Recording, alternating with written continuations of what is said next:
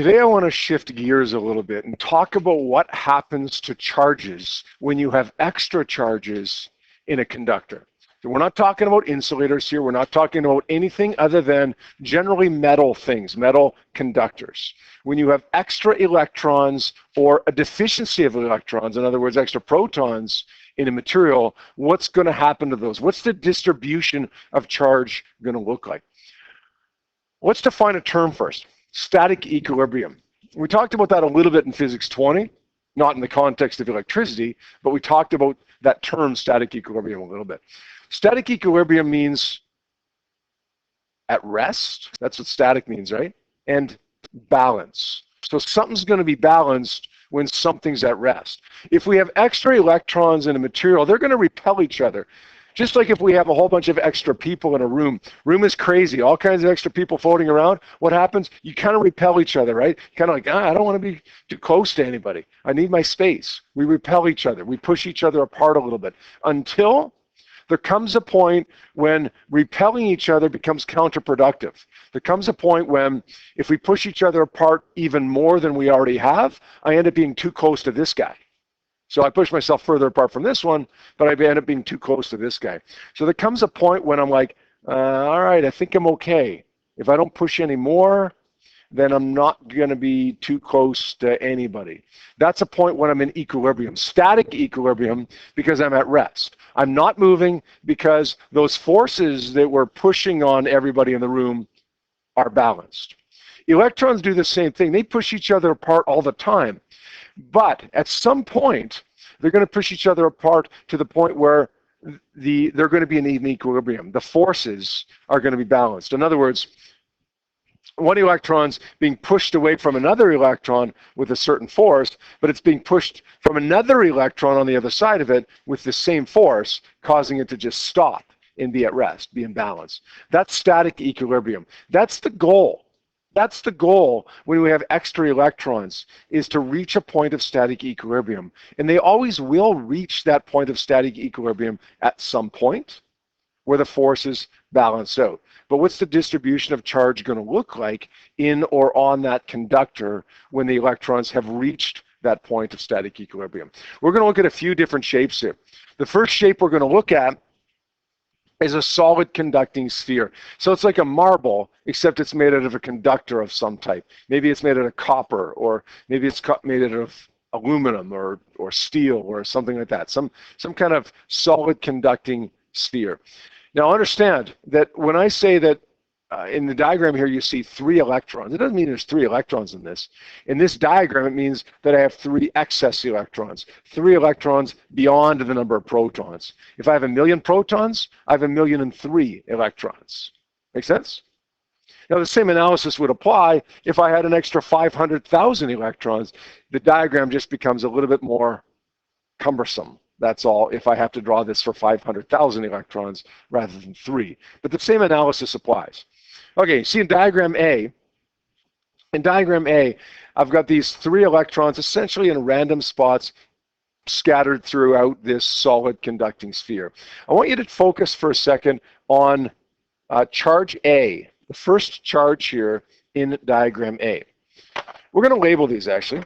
Let's label these A, B, and C.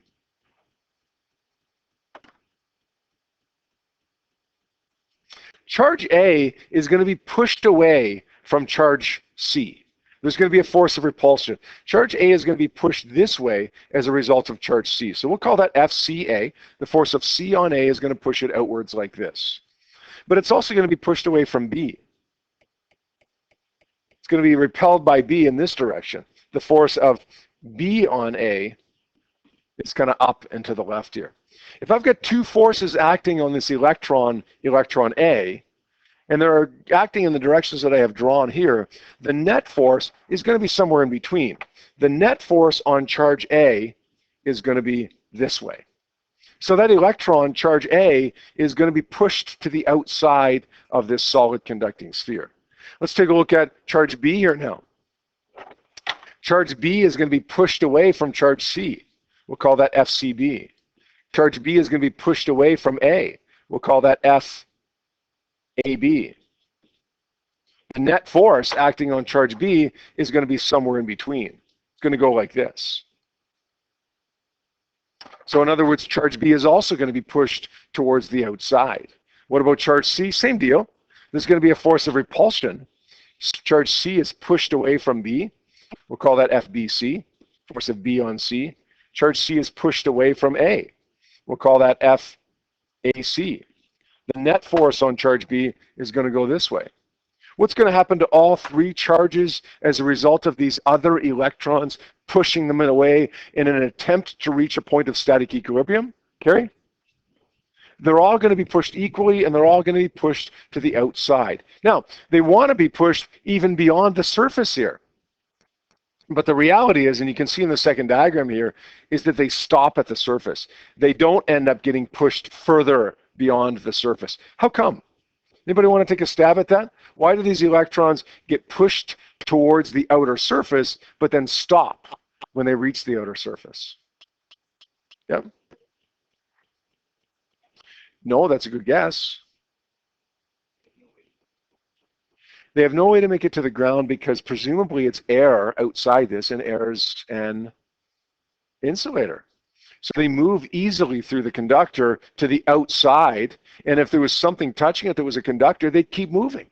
But if there's nothing touching it that's a conductor, then they're going to go to the outside and they're going to stay there. Unless you have so many of these electrons on the outside that they repel each other so much that they'll still go through an insulator. And that happens sometimes, right? If you build up enough charge on the outside of something, at some point, they repel each other so much that it doesn't matter that it's an insulator beyond that. The electrons will still go through that insulator. Generally speaking, though, the electrons are going to be pushed away from each other, repelled by each other. They're going to go to the outer surface of this solid conducting sphere. And you notice the spacing? They're going to be equally spaced. In other words, it's going to be a uniform distribution on the outer surface of this solid conducting sphere. If you were to somehow with a microscope, some magical microscope, look at this solid conducting sphere that had extra electrons on it, gave it extra electrons by rubbing it against your hair or whatever, then you would see these electrons would be all, the extra electrons, not the ones that are balancing the protons, but the extra electrons would all be on the outer surface, and they would all be equally spaced, equidistant away from each other. All right? That makes some sense? Every single time. Every single time. Let's take a look at the next one. Next one, we have a plate, a solid flat conducting plate. Now, we have three excess electrons drawn on this solid flat conducting plate. And you can see that they're kind of randomly distributed there.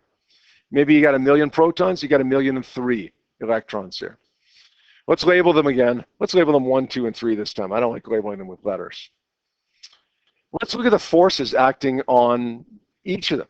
The force acting on charge 1, electron 1, it's going to be repulsive due to charge 2 and charge 3. It's going to be repelled by charge 2 like this, and it's going to be repelled by charge 3 like this, giving me a net force of the red dotted line there.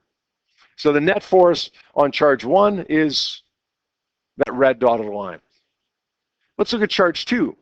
Charge 2 is repelled by charge 1 like this, and it's repelled by charge 3 like this. Can anybody explain to me why the force of charge 1 on 2 is bigger than the force of charge 3 on 2? They're all electrons, right? They're all the same charges. So why is F12 bigger than F32? Yep. Good. 1 is closer to 2, so the force is going to be bigger. Good. Let's look at charge 3. There's a force of 2 on 3 that's like this.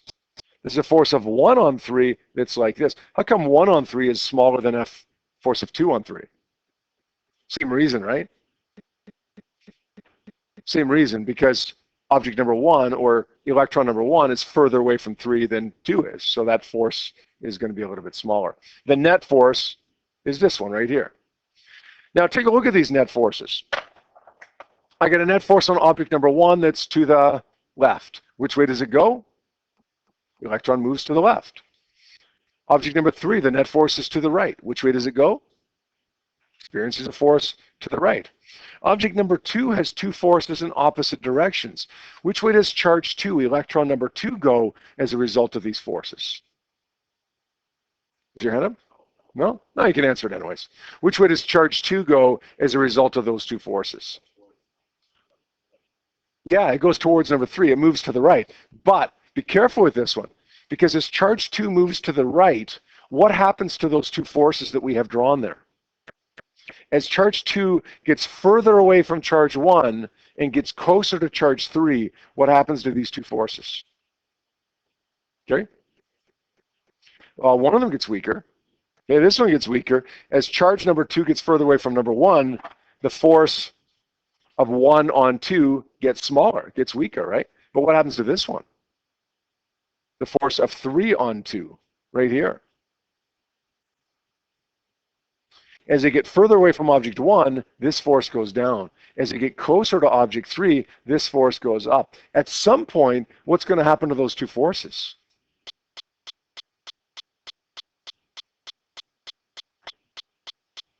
One's big, one's small. One goes up, one goes down. At some point, those two forces they'll equal out. They'll balance.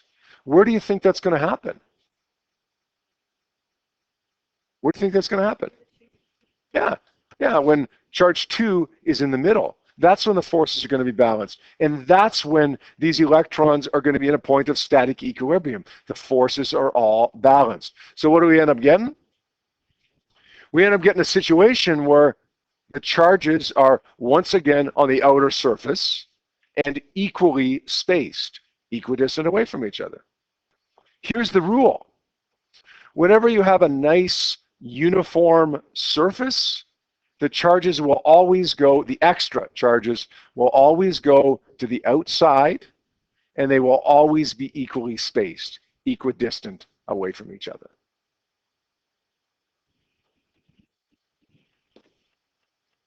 This one's the toughie. I'm going to cover up the last two diagrams here. We have an irregularly shaped object here.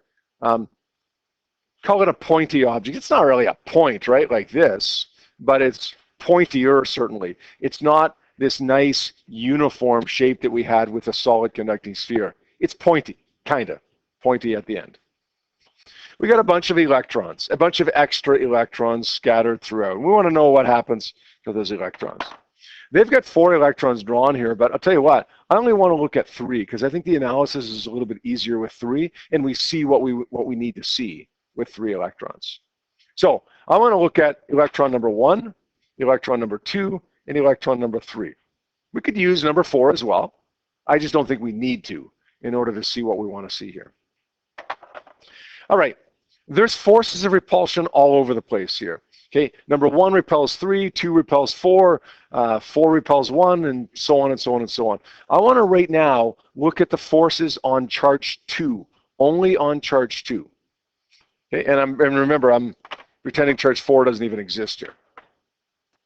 Charge 1 pushes charge 2 this way. Agree with that? 1 repels 2.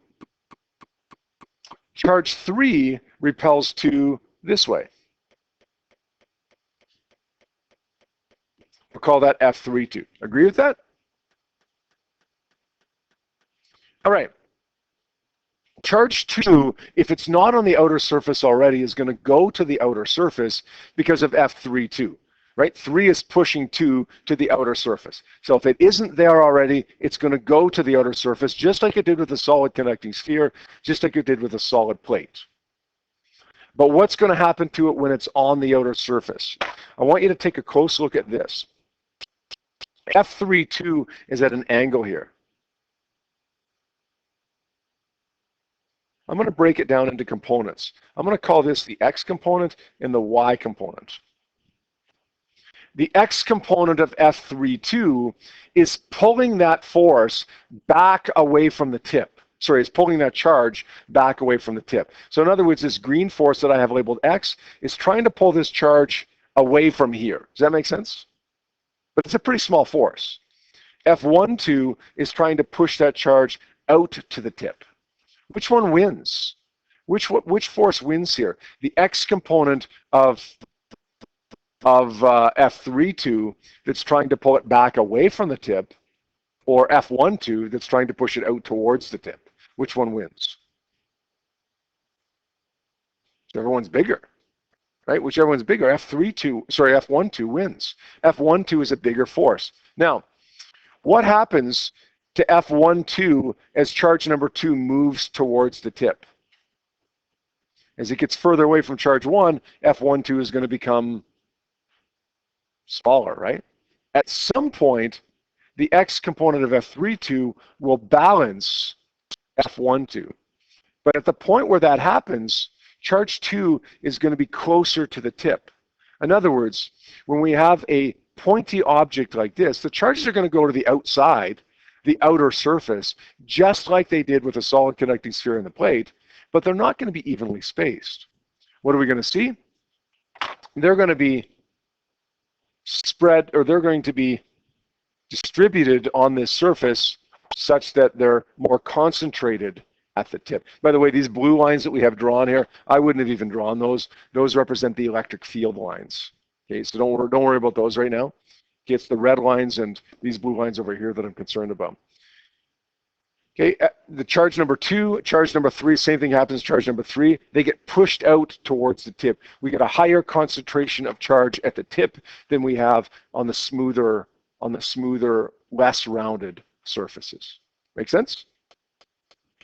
That's why, now we're talking about conductors here, but the same thing can happen to some degree with insulators, just not nearly as much of an effect, right? This is why, as you walk across the carpet, we've talked about this before, but we haven't really explained why. As you walk across the carpet and you build up a charge in your body and you want to go shock somebody, what do? You touch, what part of your body do you touch them with? Your finger. Why? Why do we touch them with your finger? The charge buildup in your finger is much bigger than the charge buildup in your hip, let's say, because your finger is pointy. Does that make sense?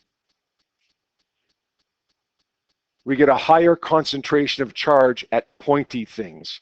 That's why when Jordan put his hand on the Van de Graaff generator here a couple weeks ago, his hair stood up on end.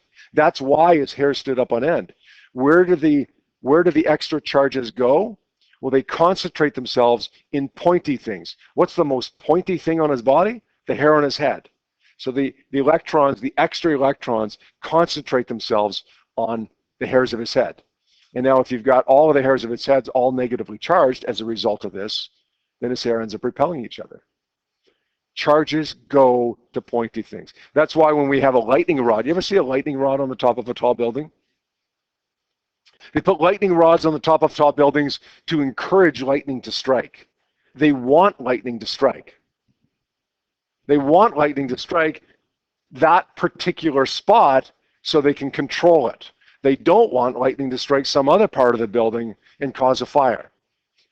Lightning rods are pointy. Why? Because we get a higher concentration of charge at those pointy things, and it will attract things like lightning better. Right? Make sense? Okay, here's another one that's real similar to the first one, except this one is a hollow conducting sphere. It's still metal, it's still a conducting sphere, but it's hollow. The analysis ends up being almost the same.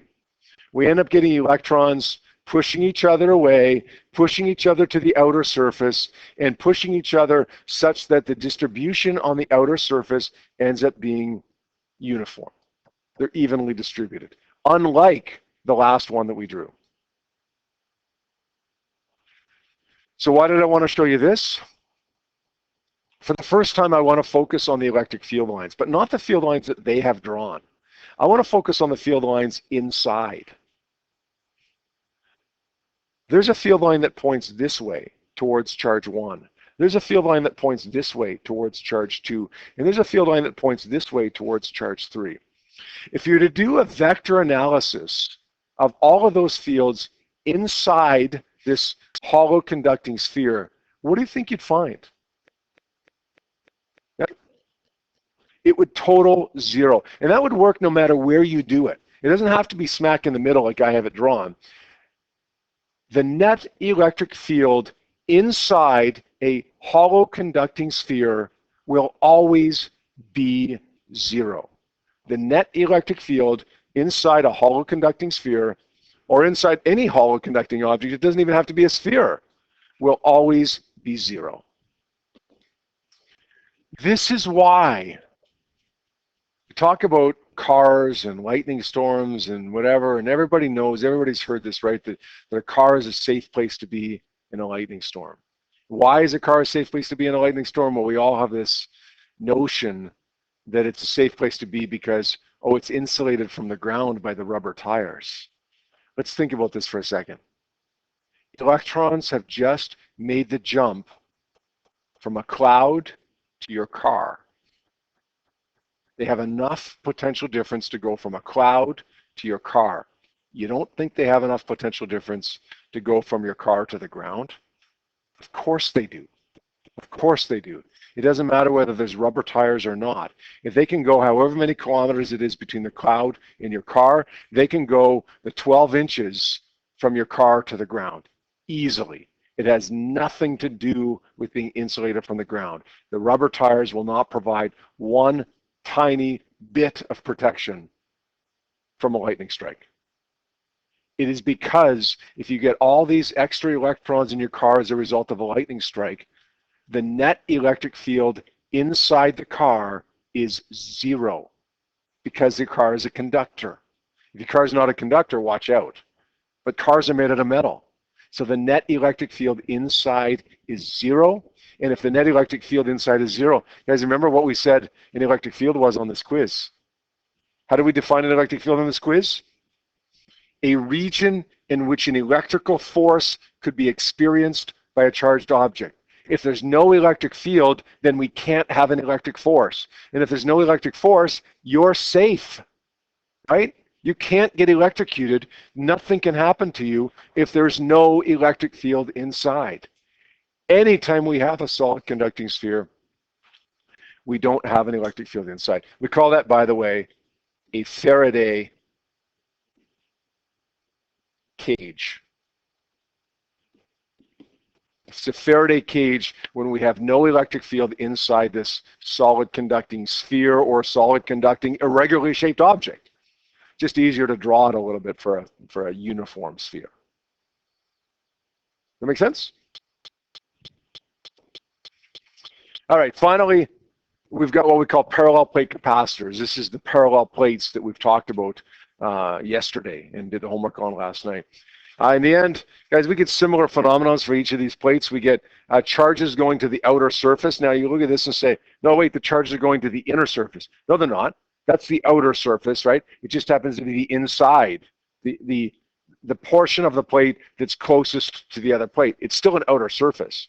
We get electrons going to the outer surface right here. It's not that we get protons going to the outer surface right here, but we get electrons pushed away. Okay, so that the net charge on the outer surface of this one is positive. In essence, this plate is positive, so the outer surface becomes positive.